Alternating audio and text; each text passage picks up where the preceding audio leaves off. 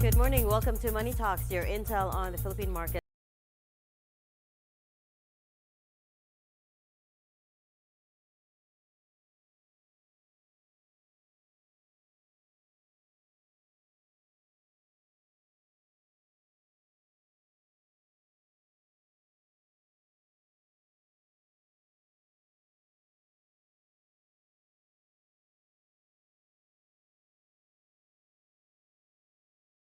After Saudi Arabia's Flya deal as part of a strategic partnership between the two airlines.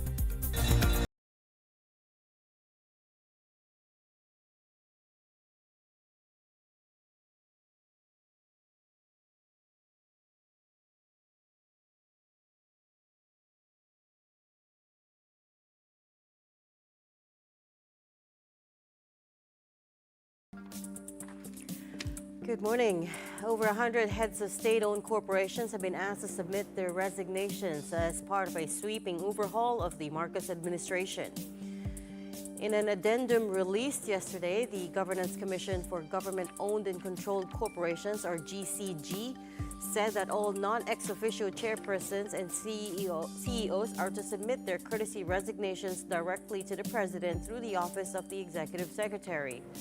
Appointed directors, trustees, and members of governing boards, meanwhile, must submit their resignations to the GCG. GCG's chairman, Marius Corpus, said in the May 26 notice that this is in line with President Marcos's recalibration of the administration's policies, which prioritizes the people's expectations. Home Development Mutual Fund, or Pag-ibig, CEO Marilyn Acosta confirmed to the Philippine Star that she has submitted her courtesy resignation. This was last week through the Department of Human Settlements and Urban Development. Philippine National Oil Company President and CEO Oliver Butalid has also tendered. Top GOCCs in terms of dividend remittances include the Land Bank of the Philippines, Philippine Amusement and Gaming Corporation, or PAGCOR, Philippine Ports Authority, Manila International Airport Authority, and the Philippine Charity Sweepstakes Office. Okay, this broke just this morning. A federal trade court blocked U.S. President Donald Trump's Liberation Day tariffs from coming into effect. The Manhattan-based Court of International Trade ruled just hours ago that Trump had overstepped his authority by imposing across-the-board duties on imports from nations that sell more to the U.S. than they buy. The three-member court said the Constitution gives Congress that exclusive authority. Trump justified his sweeping levies by citing the International Emergency Economic Powers Act of 1977, and one of the lawsuits was filed by the nonpartisan Liberty Justice Center on behalf of 5 small U.S. businesses that import goods from other nations that were targeted by these tariffs. But within minutes of the court ruling, the Trump administration filed a notice of appeal. The Liberation Day tariffs have been on pause for 90 days since April, but at least 5 other challenges to it are pending.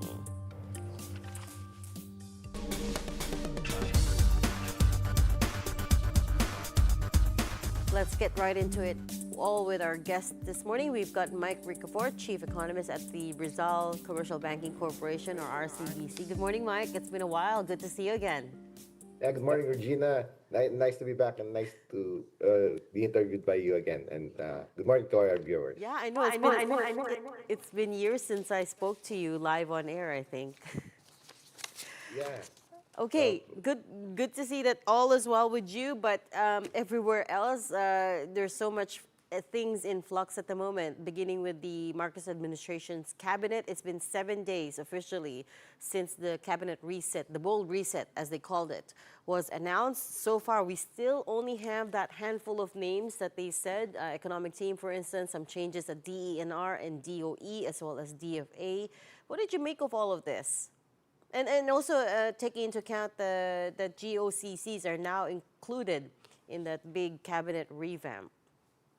Yeah, by the way, Regina, my first live interview was with you. That was like, that was like 8 years ago.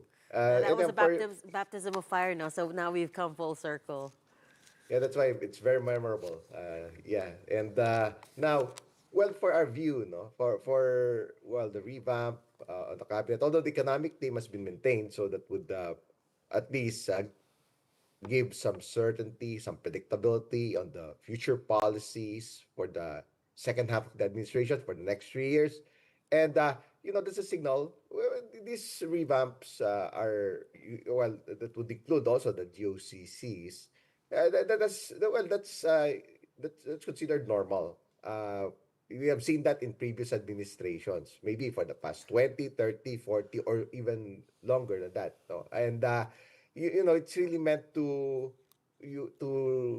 well, as the saying goes, you cannot expect the same results by doing the same things all over again. So maybe it's worth trying a different approach, different mindset, and maybe, of course, it would be a different head, especially for areas that need to be addressed, because the elections reflect clearly the sentiment of the voters. And we have to take note that, these elections, the midterm elections that we just saw, is something different because, almost 60% are the youth, the youngest voters. These are the Gen Zs, the millennials, and at least some surprises compared to the surveys would reveal already the sentiment, and their voices they're becoming a more powerful voice, the young voters, and to reflect what they really wanted. For instance, the gauges for those who won in the Senate, at least going through the top five, what are their advocacy? So this would require, these are the needs of the clamor of the voters, the people. So it's a number, well, first, healthcare related advocacy. Second would be education. Third would be public service that requires to be improved. Maybe fourth would be related to peace and order, and the other one would be prices, especially on agriculture, food security. So, these alignments, uh, well, based on the glamour, and of course based on, it's like a performance review. uh, if well, the targets fall short, then there may be a need for changes. Yeah. So for the better. So yeah, that's why that would be, well, for the next 3 years also. There would be reform measures, especially those that would require approval by the lawmakers, lower house, then the Senate. So anything related to those issues, Yep. at the very least, the role of the government is ensuring the rule of law, strong institutions of law, peace and order. That's also one of the reflective of the votes at the Senate. That kind of advocacy, and Right. policies, reforms, uh, especially that would require Yep. legislation. There's a long list that would make, of course, at the very least, make the economy more conducive to more to for bit for well, ease of doing business, lowered cost of doing business, Right. encouraging Right. more investors, Yeah. creating more Yeah. jobs, and lowering prices. Right. Mike, I hear all of what you're saying. And actually, survey after survey pre election has shown that the number one concern remains food prices, inflation, cost of living, right? That's still what's important to the vast majority of voters. And we all feel it. There's also healthcare, yes, you're right. There's also education, but by far, jobs and cost of living remains key. So I hear all of that, and that's what everyone else is saying. But the disconnect here is the fact that he retained the whole economic team, right? And this is the same team that approved the PhilHealth fund transfer that's now being challenged at the Supreme Court. This is also the same team that they may not have agreed with the budget that Congress worked on, but nevertheless, the budget passed under their watch, right? Which we all know by this point, President Marcos wasn't happy with that budget to begin with, right? He wasn't happy with the unprogrammed appropriations. So, this is what I'm saying. It's also a conversation point for our other guests in that how do we reconcile these two things then, right? On the one hand, the first team that you retained was the economic team. On the other hand, we know that a big part of the problem is that voters aren't feeling the economic improvements. Well, those are valid, valid concerns and maybe valid points, Regina, at the very least. You know, that's why it's really a matter of going into the bottom of it. Meaning, say that's why, well, it may have to go through the specific GOCCs, maybe even at the specific other departments or bureaus, and you know, true. Because yeah, now it's also about managing the country's debt. Going forward, the indicators maybe would suggest already the need to bring down for instance, the debt to GDP ratio has gone up to 62%. So all the more that there should be intensified tax collection measures running after tax cheats, and at least maximizing Mm. the recurring sources of revenues, those basic things, and at the same time more disciplined spending. There's a pending reform measure on the right sizing of the government to further digitize the government, improve uh, productivity, reduce the cost, and at the very least, when you pay your when tax payments are made at the local level, Mm. so there's still gaps. There's a need to further. Well, it should be online already, just like any other transaction right now, rather than being there physically, especially in far away places. So there should be that kind of digital flexibility eventually. That the gaps in infrastructure, Yeah. the deliverables, the delays, of course, the right of way issues, Mm-mm. the well, that's slowing things down, the permits, the ease of doing business for many investors. It's not just at the national level, but also at the local level. Yeah. So, in attracting investors, because we have to compete with the likes of Vietnam. And, those are many other valid concerns. So, it's a delicate balancing act between continuity while at the same time bringing in meaningful improvements and Yeah. change Mm. amid all those challenges and concerns. Yeah. On another matter, Mike, just this morning, news broke that a U.S. federal court has blocked the Trump tariffs, deeming them illegal, saying that Trump overstepped his authority when he imposed across-the-board tariffs. Um, so ito na naman, we're off again. This on again and off again tariff policy is, frankly, I'm sure very confusing to a lot of investors and businessmen. How are you advising your clients at a time like this? Uh, what with all this uncertainty? Well, the common theme, Regina, that we have developed over the past month or two. So it's about external challenges, and there may be opportunities that present themselves. Hmm. For instance, now, yeah, there's a court now that's challenging the tariffs, the authority of Trump, and they're gonna appeal it. Now, well, at least well, that could signal at least some restraint, so to speak, on Trump's ability to, well, when it comes to deciding on, it's too uncertain, and that's not so good. You cannot even tell by now what would be the real tariffs eventually. We've seen that in China, it fluctuated from, well, it reached a high of 145% tariff. Now it's down to 30%. And the reciprocal tariff with China is just around 34% last April too. And the baseline tariff is 10% for everybody else. So, that would slow things down. Everybody loses when there's a trade war, when there's these protectionist measures. It's gonna, it's unpredictable. Hmm. Well, the bigger headache now is with the net, well, those who export a lot. No, Hmm. our neighboring countries are like, well, the major ASEAN countries are 3 to 5 times higher when it comes to merchandise exports Right. compared to Philippine exports. Yep. So they have a bigger headache because, how can they plan better? They have so much inventory to sell, so they're Hmm. gonna dump it elsewhere. So we will enjoy. So what would be the opportunities for us? Global commodities have gone down to the lowest in 3 to 4 years, like oil, natural gas, coal, and even other food commodities like rice is the lowest since November 2021. Of wheat, soybean, corn.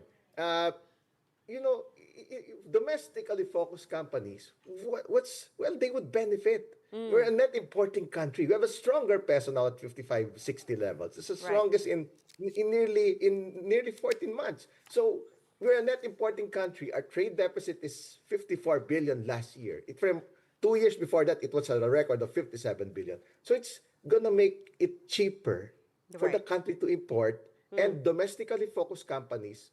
There may be some, yes, we need to acknowledge if there's a slowdown in the U.S. economy, slowdown in the world economy, there could be some indirect slowdown in the Philippines, on the Philippine economy. But however, uh, there may be some pockets of resilience because, well, consumer spending is 75% of the Yep. economy. We Yep. don't rely too much on exports, but some form of reality check Right. there is that the exporters would be hardest hit because, Right. yeah, our reliance, the total exports of the Philippines, 70%, 17%, the biggest share goes to the US, and we Yeah. don't have a Yeah. free trade agreement with them. Yeah, I totally hear you. And that's a great point. Capitalize on this window whilst commodity prices are down and the peso is strong. But we're going to have to leave the conversation there for now, running out of time. But thank you so much for your insights, RCBC Chief Economist Mike Ricafort. We'll talk to you soon. All right, this also just in, the United States will start aggressively revoking visas of Chinese students. U.S. Secretary of State Marco Rubio announced this in a statement and said that those affected include students with ties to the Chinese Communist Party and those studying in critical fields. He didn't define critical fields, but the New York Times reported that it likely refers to those in the physical sciences and research. The State Department will also revise visa criteria to enhance scrutiny of all future applications from China, including Hong Kong. Data indicates that there were around 275,000 students from China in the 2023-2024 term. This is just the latest in a broader crackdown on student visas in American universities.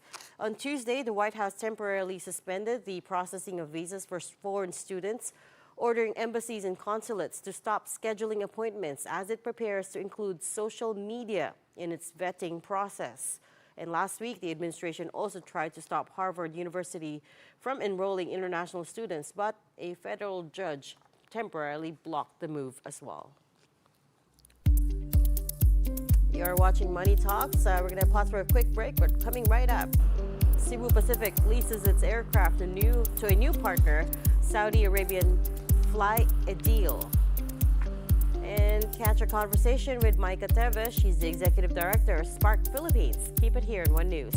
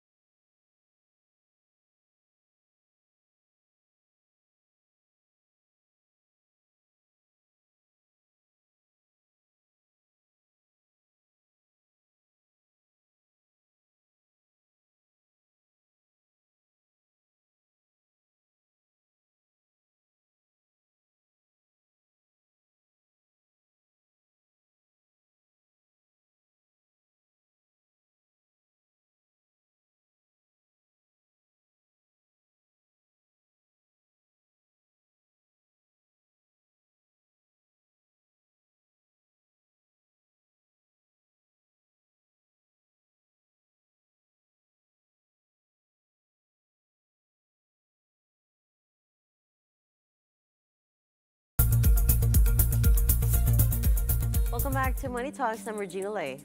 Let's take a closer look now at local markets. Well, the Philippine Stock Exchange Index opening Thursday on a bit of a high, higher by 0.4%, sitting at 64.52 at the open. We're seeing a late in the week rally buoyed by sentiment in the U.S. Investors energized enough to take the index past the 6,400 level. Remember, just earlier in the week, that crashed through, that the benchmark index crashed through the all-important 6,400 level, but now we're back up. Some of the positive catalysts are being analysts are pointing to U.S. President Donald Trump deciding to delay the tariffs against the EU, but also just this morning, remember, we broke the news that a federal court in the U.S. has blocked the Trump tariffs, deeming them illegal and saying that Trump overstepped his authority when he imposed these across-the-board duties.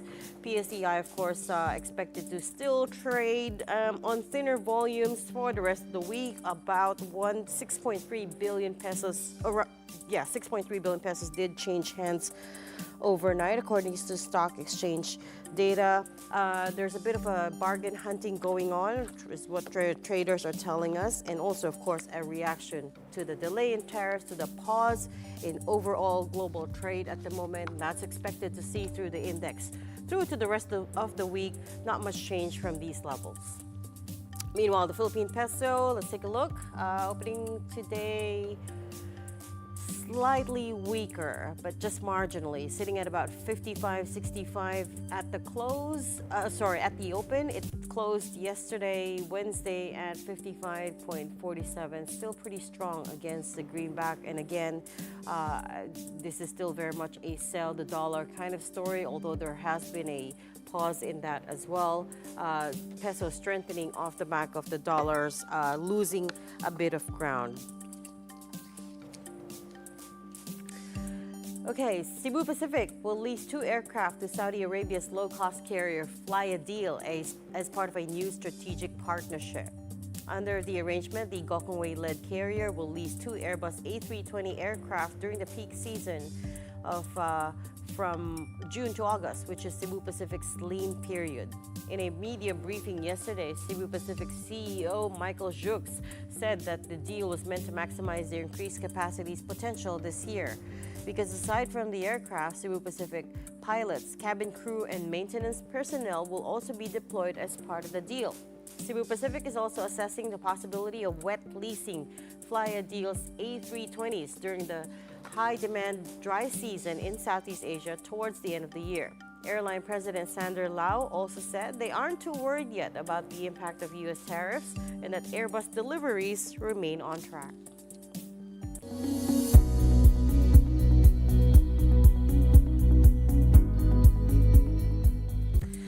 At this point, let me bring in our second guest of the day. We've got Micah Teves, Executive Director of Spark Philippines. Good morning, Micah. Thanks for waiting all this time. I saw you in the guest waiting room earlier. Thanks for joining us, and tell us what Spark Philippines is all about. Yes, good morning, and thank you for having me. Spark is a nonprofit organization. We are now on our 13th year. We work in women's economic and political empowerment, but we are focused on marginalized communities. So we work with single mothers. We work with urban poor, those with disabilities, and those and persons deprived of liberty or women in detention in jails. That's fantastic advocacy. But Micah, I understand you're here to talk about the Philippine Pavilion at the Osaka Expo. Tell us what's going on there and when is it happening? Yes, I'm actually here in Osaka today.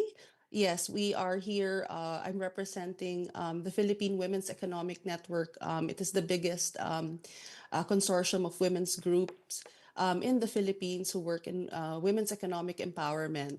And we are here for the We Connect APAC conference. And part of that is bringing women entrepreneurs from the Philippines and from every part of the world to bring them here to them and their products and Right. to connect them with potential buyers. The women entrepreneurs that you're with, what industries are they in? What are they selling? And what's the response been like over there in Osaka? Well, from varied sectors. For this specific leg, because this is going to run until October, are women in coffee. And today is actually the very first day of the event for the promotion. And so far, yesterday we had the chance of visiting the Philippine pavilion. I'm very proud of our pavilion. Of course, which is focused on promoting woven materials from all over the country. And what's the reception been like for Uh, the well, uh, for the pavilion, we have one of the and longest lines. for the pavilion as well as the entrepreneurs that we are showcasing? Well, the it's been very good. The reception has been very good. We've seen long lines to enter the pavilion. I'm very proud. We saw the pavilion of Spain, of France, and other countries. But the Philippines stands tall. Yesterday, we met, of course, Carlo Calma, who had designed this. It's a beautiful pavilion, and inside we are promoting also women entrepreneurs who are in chocolate, in weaves, and different items. I know exactly what you're talking about. I haven't been to that one in Osaka, but I have been to other Philippine pavilions elsewhere in the world, and they always highlight artistic and creative excellence. But Micah, what's your organization's goal here in this particular event? What are you looking to take away? Is there any target that you want to hit? Yes, well, I represent Spark, but I also represent the women's sector at the MSMed Council, which of course is the promotion and development of MSMEs. And I really, right now, we are here really to develop and to promote their products and to promote them, give them access to not just local markets, but to global markets. Many of the entrepreneurs that we've worked with in the past and of course at present, um, some of them started in their localities and being able to break into national markets, and many of them now an example of course has hit the Nordic markets, bringing Philippine chocolate to those markets and even to IKEA. To that end, what sort of support do these small entrepreneurs need to break into the bigger markets? What are the gaps that you're seeing here? Well, of course, the biggest gap is always capital. Women always have a difficult uh, uh, time accessing capital. That is always the very first. And that's what we at Spark Philippines do. We work with private sector partners and diplomatic communities to give them just that. But also part of it also, of course, is mentoring. Many of them have to work with other established women entrepreneurs to be able to get, proper advice, mentorship. Many of it is also creating networks and opportunities for them, because many of them, all it takes is basically opening a door to the right partner or the right buyer. And that, of course, uh, gives them an opportunities to be able to break into that. Right. Okay, that's very good to hear. And good to hear that your organization has been trying to help fill up the gaps as well. I wish you all the best for the rest of your event there. And we hope to have you back on to talk to us about the end of this. And hopefully it's going to be a success. Thank you so much, Micah Teves, Executive Director of Spark Philippines, for your time. That's all the time we have for today. It's for Money Talks on this Thursday. I'm Regina Lay. Catch us again tomorrow at 9:30 a.m. here in One News. Have a great day ahead.